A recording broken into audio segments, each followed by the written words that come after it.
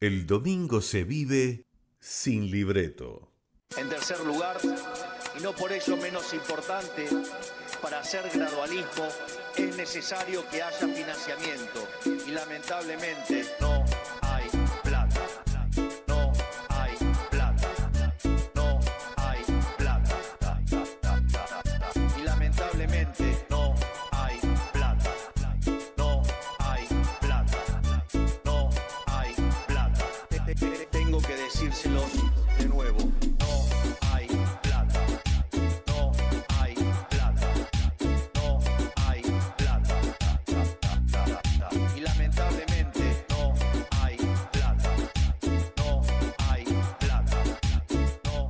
Bueno, y esto que parece gracioso o que se hizo relativamente viral en este último tiempo, este remix, ¿no? En ritmo de cumbia, remixando lo que fue el discurso del presidente electo y ahora presidente de la República Argentina. Me estoy refiriendo a Javier Milei. Ya en realidad no es demasiado gracioso que digamos, al contrario, es dramático porque lo están viviendo en carne propia los argentinos. Y hoy no queremos hablar en términos políticos 100%, tampoco en términos económicos, porque ya vamos a tener oportunidad y lamentablemente el tendal que están dejando las políticas de Milei es realmente dramático, ¿no? Y lo estamos viendo semana a semana, ya no quedan dudas de el enorme error y el enorme suicidio político y social en el que incurrieron los argentinos. Pero queremos analizarlo porque en el contexto que está viviendo hoy en día Uruguay, que nos estamos encaminando hacia una elección presidencial para el mes de octubre, para el mes de noviembre eventualmente si hay balotaje, nos parece que era interesante pedirle la mano a un queridísimo amigo que en su momento fue profesor mío en facultad, una persona que quiero mucho, con la cual trabajamos en varias radios, no solamente aquí en Informarte, que ha estado en Fuerte y Claro en más de una oportunidad y que si volvemos este año con Fuerte y Claro, seguramente también lo vamos a convocar. Pero hoy le queríamos pedir, por ser justamente el primer programa, una mano grande a un querido amigo que es el antropólogo Nicolás Guigú, al cual ya estoy recibiendo en línea para profundizar un poco más allá de Milei, en el fenómeno que estamos viviendo de los outsiders. Y por eso le estamos dando la bienvenida al antropólogo Nicolás Guigú. Nico, el gusto grande de saludarte. Bienvenido ¿Cómo nuevamente. andás, Martín? Tanto tiempo, y es cierto, la cantidad de radios a las que hemos trabajado juntos han sido muchas, y bueno, muchos años de amistad y muchos años de trabajo mediático, así que bueno, un placer volver a dialogar contigo. Lo Y mismo bueno, y sigo digo, en la Facultad de Información y Comunicación haciendo lo posible, dando clases, dando la pelea. y bueno, dando la pelea y tratando de abrir cabezas en un sistema reproductivista como es casi todo el sistema pedagógico terciario, ¿no? Totalmente. Pero bueno, hay que abrir la cabeza y colaborar a generar ciudadanía despierta para evitar los Milei de la vida, Los ¿no? Milei de la vida que están por todos lados, porque de hecho hace pocos días yo Por estaba todos. leyendo que en Uruguay ya hay un partido libertario, ¿no? Que quiere participar de la consigna de este año, ¿no? De la pelea electoral de este año, ¿no? Entonces, esto como que se Sí, es contagia cierto. rápidamente. Sí, bueno, en realidad para el triunfo de Milei para todas las derechas del mundo ha significado un triunfo, ¿no? Ahora, las derechas del mundo son muy diferentes, la derecha es muy heterogénea, tenés derechas o extremas derechas corporativas, casi fascistas, tenés derechas nacionalistas antiglobalistas, tenés derechas anarcocapitalistas como es la de Milei, dentro del anarcocapitalismo tenés digamos, corrientes en América Latina, por ejemplo, la que representa Gloria Álvarez, que es libertaria en todo el sentido, la legalización de todo, la regulación de toda, derechas que son liberales, libertarias, pero que son conservadoras para otros aspectos, como la de Milei, que es antiabortista, contraria a la legalización del cannabis, es decir, contraria inclusive al matrimonio igualitario. Es decir, tenés muchas derechas, pero en este momento todas esas diferencias internas de las diferentes derechas en parte se anulan para colocar a Milei como referencia internacional del triunfo de las derechas a nivel mundial. Yo creo que esto es importante y que a veces nosotros, por ser tan vecinos justamente de la Argentina, nos olvidamos del impacto planetario que ha tenido este triunfo, ¿no? El Partido Libertario de acá, bueno, yo he seguido bastante tanto a los integrantes como al discurso de los integrantes, a la performance de los integrantes en diferentes medios, Sí. y creo que tiene otro perfil, tiene otras características, ¿no? Es un discurso interesante, obviamente yo no lo comparto, pero tengo que decir que están generando un discurso crítico al estilo liberal libertario bastante interesante para un país estadocéntrico como el nuestro, pero claro, carece de ese carisma, de ese plus mesiánico que tenía y que tiene todavía el discurso de Milei, muy afincado en algunas mitologías religiosas mesiánicas también. Es a la uruguaya, es un liberal, digamos, son libertarios a la uruguaya, mucho más modesto, digamos, en su propuesta y sin ese carisma y sin esa perspectiva mesiánica. También es cierto que son partidos, hay muchos partidos, para estas elecciones lo que nos va a llamar la atención es la cantidad de partidos políticos que van, ¿no? Estoy hablando Claro. de las elecciones de 2024. Yo realmente, no sé, creo que tendría que haber otro tipo de regulación. El otro día la Corte Electoral había recibido 14 partidos políticos nuevos, no sé en qué número quedaron, porque ellos hacen una evaluación. Es relativamente fácil, digamos, generar un partido político nuevo y presentarlo a la Corte, lo que genera una fragmentación política impresionante, ¿no? Nicolás, yo Eh, no te quiero sacar de tema, ¿no? Porque tengo muchas dudas desde tu análisis para hablar de los outsiders y de toda esta cuestión performática que es tan interesante. Pero vos decías recién que hay una cantidad muy grande de partidos, ¿no? Que se proyectan sí, para esta elección. Y yo te quería preguntar, ¿es demasiada oferta, te parece, para el electorado que tenemos? Porque también hay otros sí, que viste, que es eso como que siempre están en eso de que, bueno, pero mientras más mejor, ¿no? La competencia mejor no, y no, bla, bla. claro. O sea, una heterogeneidad con sentido, bueno, sí, pero estamos hablando de un país muy chico, con un electorado muy reducido y probablemente llegamos con 14, 15 propuestas de partidos políticos diferentes.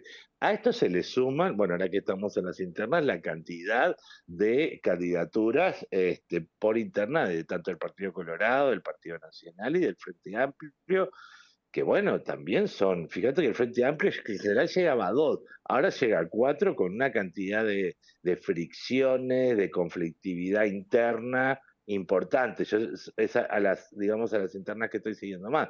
Pero también el Partido Colorado tiene muchas, digamos, opciones con, digamos, un clima interno diferente, más amable, y el Partido Nacional también tiene varios candidatos con diferentes opciones, con un, digamos, clima interno más amable.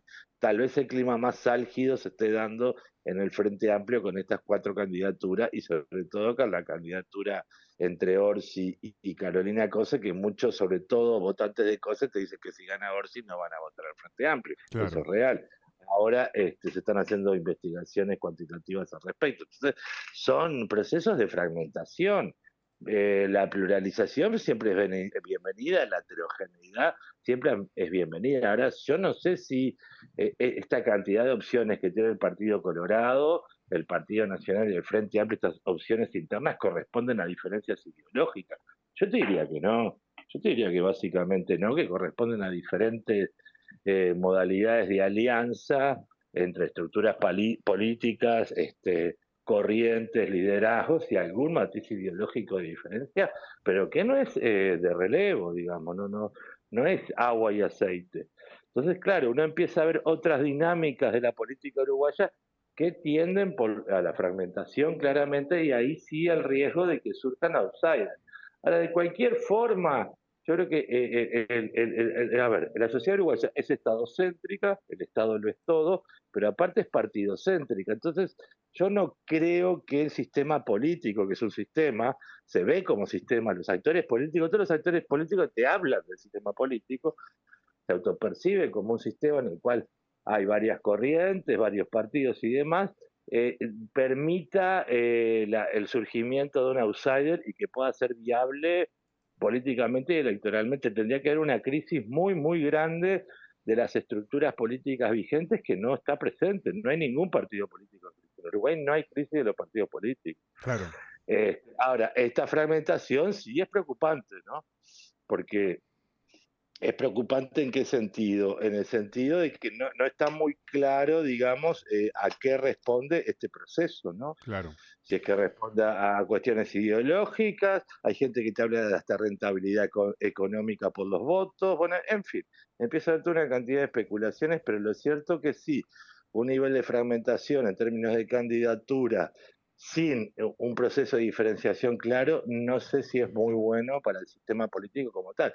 Ya te digo, hay otras perspectivas que dicen, no, cuantas más diferencias mejor, Claro. cuantos más productos en el mercado político mejor, y que la gente vaya eligiendo y decidiendo, y eso fortalece en general el sistema político. Sí, bueno, es posible también, hay que ver digamos, las opciones y las trayectorias a futuro de estas situaciones.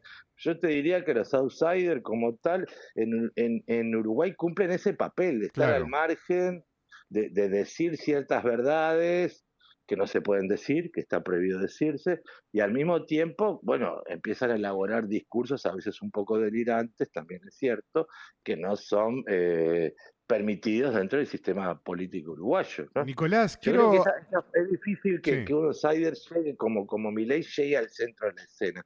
Eso se debe a una sociedad sumamente... Creo que los niveles de desestructuración de la sociedad argentina no son comparables a la sociedad uruguaya para nada. Para nada, porque acá no hay grieta, es decir, ese concepto de grieta, creo que hay todo un conjunto de organizaciones, grupos, corrientes y estructuras de diferentes tipos que evitan que, digamos, surja esa grieta y que haya un nivel de convivencia política y social relativamente, digamos, plausible, ¿no? Claro. Es decir, la gente convive más allá, no hay ese nivel de... Tampoco tenés ese discurso de odio instalado en los medios de comunicación, que en general también nosotros, por tenerlo cerca, nos parece algo común, pero ese discurso de odio, por ejemplo, de los grandes medios de comunicación en Argentina que tienen programas específicos de odio para un lado o odio para el otro, estoy diciendo odio general, Sí.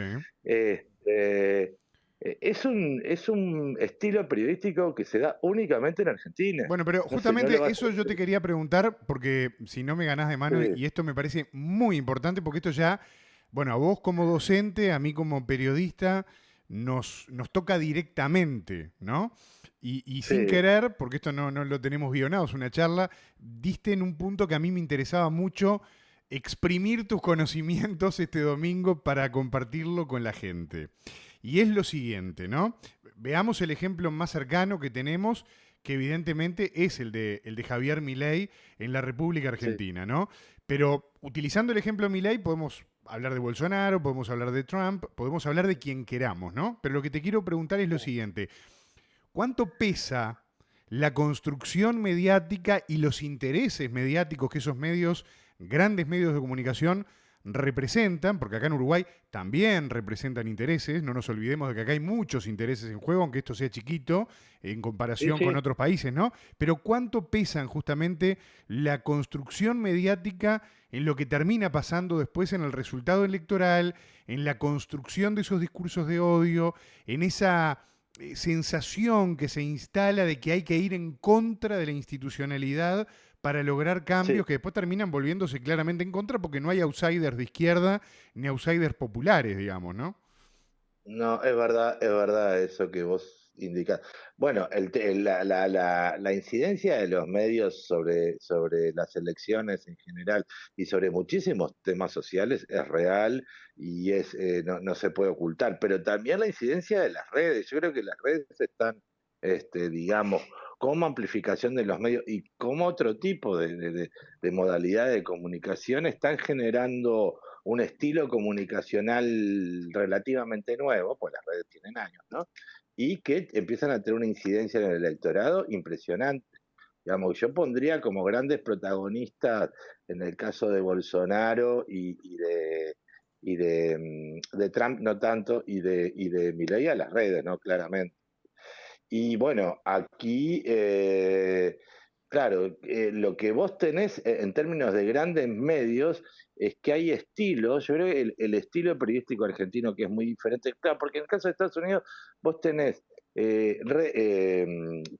redes, tenés, digamos, federaciones de canales que cubren toda la Unión, ¿no? Todo Estados Unidos, canales específicos que sí pueden tener un discurso muy agresivo y de derecha, pero con otro estilo. Yo creo que el estilo en Brasil también, yo conozco bien los medios de allá, también es otro estilo, pero el discurso específicamente de odio, con insultos, con agresiones, con malas palabras, con toda una gestualidad, digamos, totalmente exorbitada, es específicamente argentino. No lo vas a encontrar en México, no lo vas a encontrar en Estados Unidos, no lo vas a encontrar en el Reino Unido, en Francia, en Italia. Podrás encontrar similitudes, pero nunca a ese extremo de que venga un periodista y te diga, el presidente es una porquería, y empiece a establecer su discurso. Eso es específicamente argentino, eso refleja una sociedad totalmente pulverizada, ¿sí? Claramente, en la cual las estructuras políticas clásicas, digamos, radicalismo, justicialismo y otro tipo de alianzas empiezan a disolverse, y claro, este outsider argentino emerge en medio de esa disolución también. Acá tenés un caso muy diferente porque los partidos Colorado, el Partido Nacional, los partidos más chicos como el Partido Independiente, el Partido Ecologista, este Partido Libertario que están haciendo ahora, el Frente Amplio y otras izquierdas, ninguna está en crisis como partido. Ninguna. Entonces eso te hace muy difícil que ahora, en Uruguay hay otro tipo de crisis, que es la crisis de las ideas, claramente. Yo creo que es un país que le están faltando muchas ideas. Hay una crisis ideológica en el sentido de, no solo que no tenés referentes ideológicos fuertes, sino que nuestros dirigentes y dirigentas le falta formación política, cultural e ideológica, Claro, claramente. claro. Ese es un problema que se ve. Vos ves gente que trata de empezar a hacer un discurso político, no voy a mencionar a nadie, pero gente que trata de hacer un discurso político y le faltan elementos porque su perfil es mucho más técnico.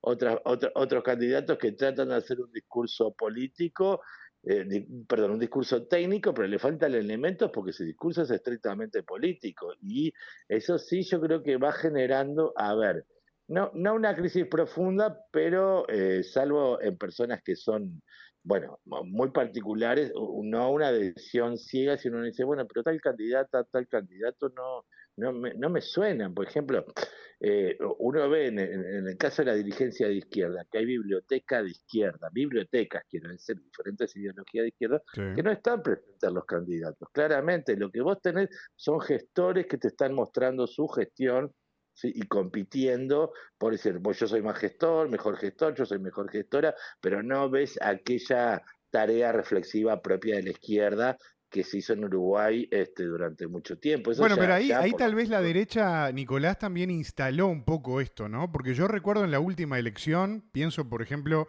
el caso del empresario Edgardo Novik, ¿no? Claramente una persona de ultraderecha en una cantidad de planteamientos, y me hago cargo yo de lo que estoy diciendo, pero también Sí, pienso inclusive en el Partido Colorado, en el Partido Nacional, los partidos tradicionales sí, más instalados, que se hablaba mucho de que más importante que las peleas ideológicas o que los planteos ideológicos era la gestión, ¿no? Y ahí da la impresión de que la derecha como que instaló sí, eso en parte de la agenda, porque inclusive la sí. gente se creyó eso de que la gestión es más importante que las cuestiones ideológicas y que la gestión no es ideológica, cuando en realidad termina siendo ideológica también. Claramente, claramente, inclusive para dónde derivás los fondos vos en función de los votos que te da. Así Claro. le voy a decir sencillo y brutalmente. Pero ¿qué pasa? Eso que vos señalás es muy importante, Martín. La idea de que la gestión, la rentabilidad está por encima de la construcción política e ideológica, que es fundamental porque aparte es cultural, eso lo generó la derecha, pero lo compró la izquierda. Pero lo compró de una manera el paquete entero. Entonces vos lo que vas a tener ahora en las elecciones, creo que con la excepción de Vergara, aunque también podría hablar de su gestión como senador, o sea, en ningún caso, las cuatro candidaturas vas a tener competencia por gestión. Ahora, yo te invito a buscar un discurso político, ideológico, denso e intenso, y pedagógico, como podía ser en el caso de Seregni, a su manera Tabaré Vázquez, e inclusive con su performatividad tan particular, Mujica. Claro. Eso la izquierda ahora no está. Ahora, si vos vas a la derecha, o lo que se puede entender por derecha, también todos esos elementos, por ejemplo, que identificaban al wilsonismo en el Partido Nacional están muy diluidos. ¿sí? E inclusive el herrerismo como ideología conservadora, por más que sea hegemónica, tampoco está con sus elementos presentes, ¿no? Claro. Como podía ser en otros liderados herreristas de otra época en Uruguay.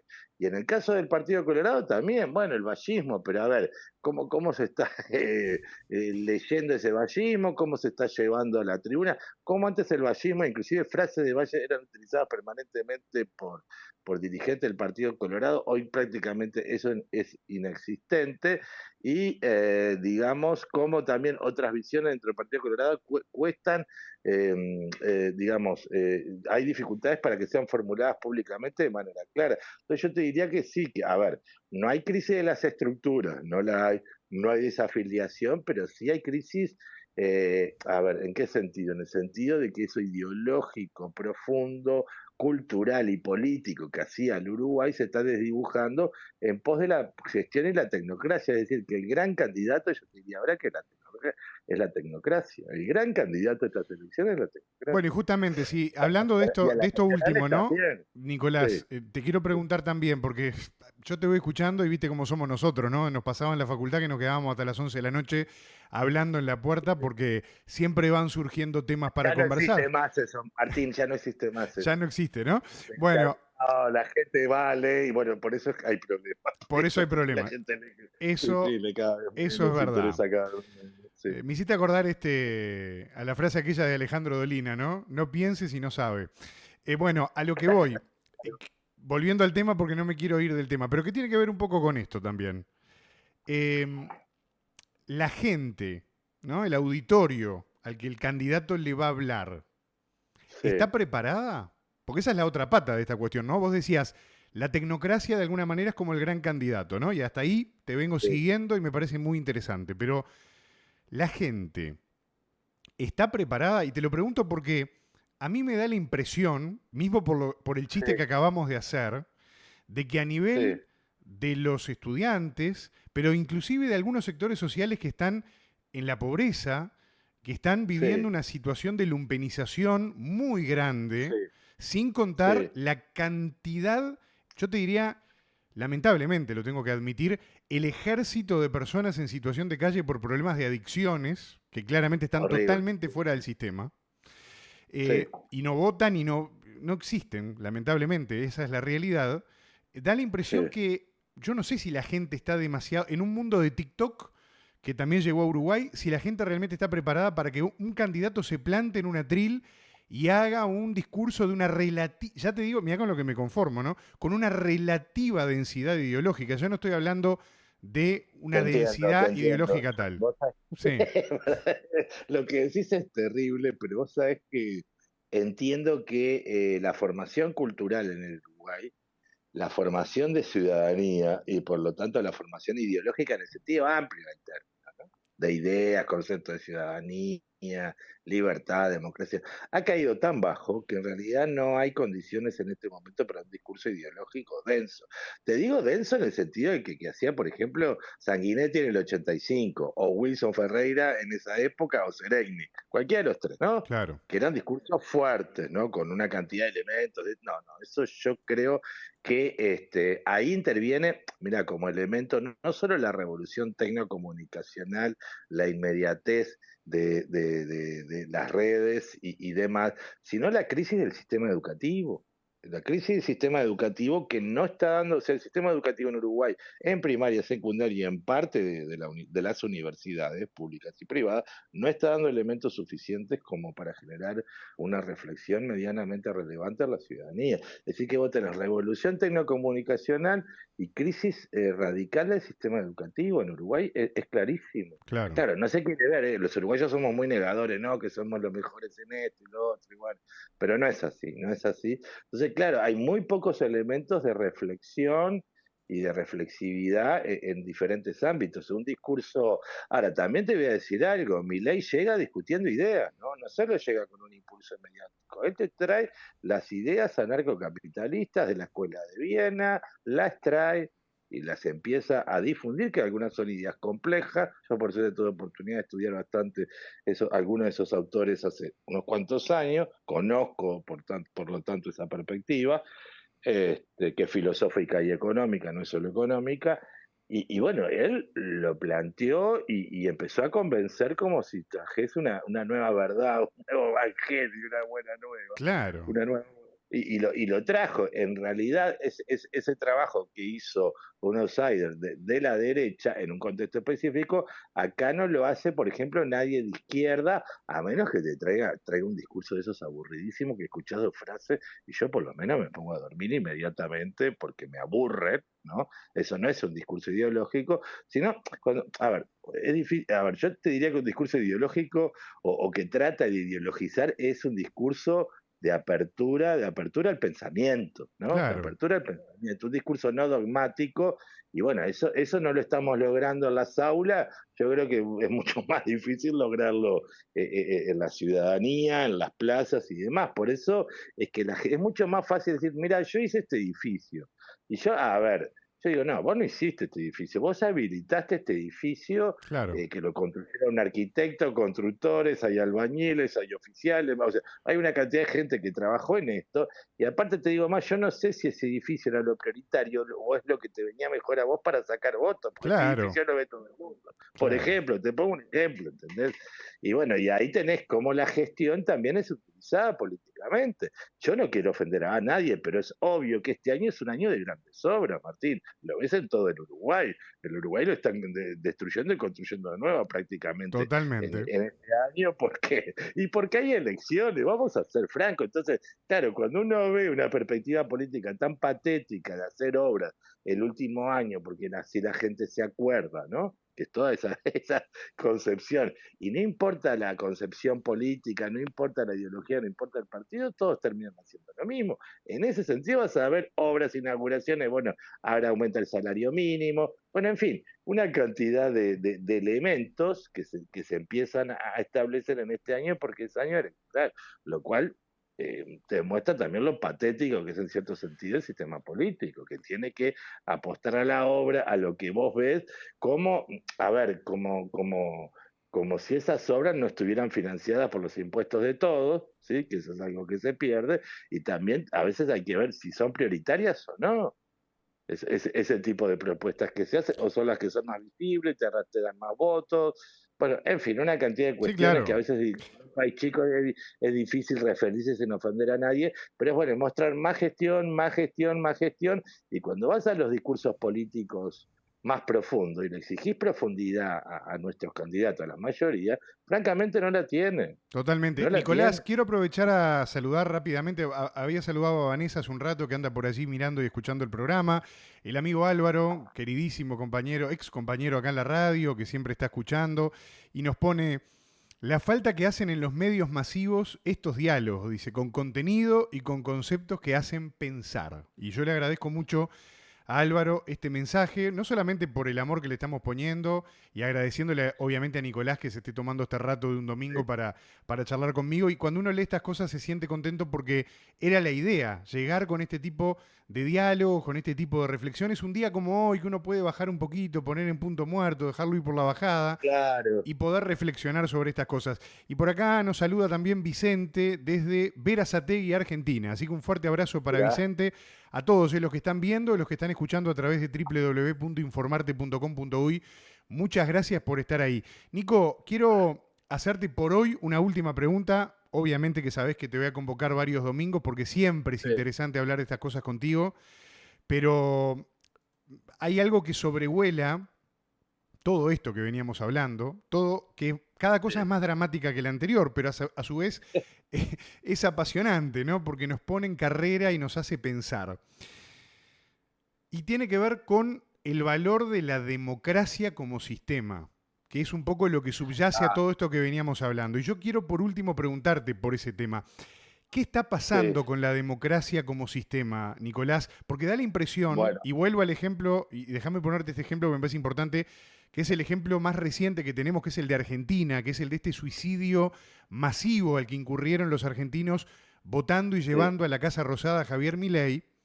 Da la impresión que la gente muchas veces vota al que promete que va a romper todo, básicamente, con la esperanza de que en sí, esa rotura, de que en esa demolición, de que en esa reinauguración de la patria, pero con un sistema totalmente distinto a lo que se conocía hasta el momento, se puedan llegar a solucionar algunos de los problemas que esas personas tienen, ¿no?, en sus vidas, aunque los fines que persigue el candidato que promete todo eso no sean tan democráticos, ¿no? Y pensemos en la ley ómnibus, pensemos en el DNI, el decreto de necesidad de urgencia, DNU, perdón, del presidente Javier Milei.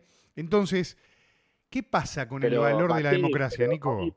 ahora mirá lo que está pasando en Estados Unidos. No se sabe si Donald Trump bueno, pero está, Donald Trump ya proscripto no puede ser presidente por el Colorado, el estado del Colorado y un par de estados más y se pueden sumar más estados para disminuir, digamos, su posibilidad de ser presidente. Pero Donald Trump se llevó documentación secreta y reservada a su casa. Tiene no sé cuántos cargos. Después tenés a alguien vinculado directamente al complejo industrial militar, como es Biden, ¿sí? Directamente, pues es el señor de la guerra, como todo demócrata en las últimas décadas, que están el nivel de vinculación entre el partido, o cierto grupo del Partido Demócrata y el complejo industrial militar es evidente, y bueno, ya está bastante, digamos, hay muchos elementos y documentos que respaldan lo que estoy diciendo, y tenés por suerte una esperanza en un Kennedy que surge en un tercer partido, que está trayendo una cantidad de votos, pero todo el chiste es, bueno, ¿cuánto va a vivir si llega a ser presidente? Eso Claro. estamos hablando de la democracia norteamericana. Yo hace tiempo escribí sobre esto y esa frase, ¿no? La licuación gradual de la democracia liberal. Es decir, la democracia liberal en Occidente se está licuando, gradualmente se está licuando, hasta su proceso. Yo creo que va a haber un proceso de desaparición de la democracia en las próximas décadas, lamentablemente. No sé si va a surgir algo, ¿no? Mejor creo que no. Y que, bueno, en Uruguay vos tenés una afiliación a la democracia muy fuerte, es el primer país con digamos, que sus ciudadanos apuestan a la democracia en términos de filiación a la democracia, pero también, digamos, en el entorno regional y en América Latina y inclusive en Europa Occidental, bueno, también en Europa Oriental, la democracia está pasando por situaciones muy complejas, crecimientos de grupos fundamentalistas, de extrema derecha, grupos islámicos fundamentalistas, grupos evangélicos fundamentalistas, en fin, diferentes grupos religiosos fundamentalistas, ideologías fundamentalistas que venían desde los 30, 40 en Europa. Bueno, inclusive mirá ahora lo que está pasando en Ecuador, ese vínculo entre narcotráfico, militares, viene la comandante del sector sur de Estados Unidos de nuevo, Sí, en medio Laura de todo ese Richardson. Sí. proceso. Sí, sí, peligrosísima, en medio de todo ese proceso de descomposición de la democracia ecuatoriana, en la cual un expresidente no puede volver a su país. Es decir, yo creo que la democracia ya no es una esperanza para la humanidad, francamente. No es aquella esperanza que existía cuando había dictaduras acá, o cuando había dictaduras en Europa, como en Grecia, como en Portugal, como en España, ¿no? O inclusive de ciertos avances en la democracia. Yo creo que ese periodo lamentablemente ya llegó a su techo y te vas a encontrar cada vez más con tentativas autoritarias dentro de la propia democracia que las van a ir destruyendo, sujetos que se van a ir desafiliando del sistema democrático y bueno, de hecho tenés un bloque contrario a Occidente que no está caracterizado por tener un sistema democrático. Ni Arabia Saudita tiene un sistema democrático, ni China Popular tiene un sistema democrático. Bueno, la Federación Rusa es un sistema democrático discutible, ¿no? Y bueno, ese bloque enorme, salvo Brasil y bueno, y algún país más, bueno, la India también podría decir con muchas comillas, pero en realidad no tienen como eje la democracia liberal occidental, eso es claro, y eso está involucrando a millones de personas en el mundo. Ahora, donde se estableció la democracia liberal, la división de poderes, las libertades individuales, también está en crisis cada vez más. De hecho, nosotros ahora estamos plebiscitando el allanamiento nocturno. No importa si es bueno, a ver, si hay razones o no, pero ese allanamiento, el límite de la hora, de que cuando caiga, fueron los límites cuando se empezó a construir la democracia en Occidente. Nosotros ya lo estamos superando, ¿no? Claro, están El cambiando tema las es reglas, ¿no? claro, claro, pues estas fueron de las primeras exigencias, bueno, que no haya allanamientos cuando después que caiga el sol, bueno, está bien. Cuando todavía la democracia ni siquiera estaba formulada en su completud. Imagínate que nosotros ahora estamos plebiscitando ese tipo de situaciones y uno dice, bueno, a ver, también, ¿qué convicciones democráticas tienen nuestros líderes políticos? Es siempre un tema ese, ¿no? ¿Cuál es el nivel? ¿Cuándo ceden a la demagogia? ¿Qué pasa cuando la seguridad pasa a ser un botín político y todo el mundo empieza a opinar alegremente de ese tema? ¿Sí?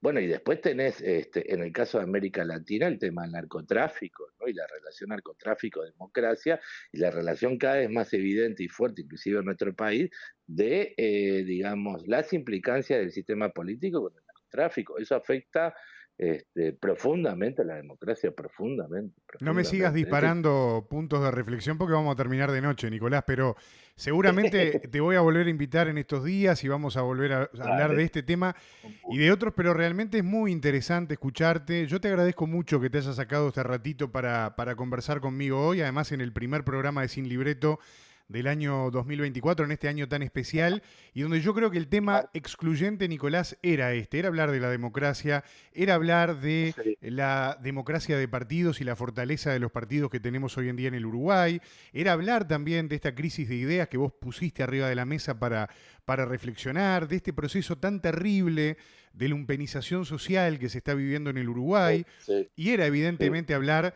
del valor que tiene la democracia. No podemos permitir que la gente se limpie las partes con la democracia. Tenemos que cuidarla, No, tenemos que no, reivindicarla y tenemos que revalorizarla, ¿no? Yo creo que ese es el mensaje exactamente, final.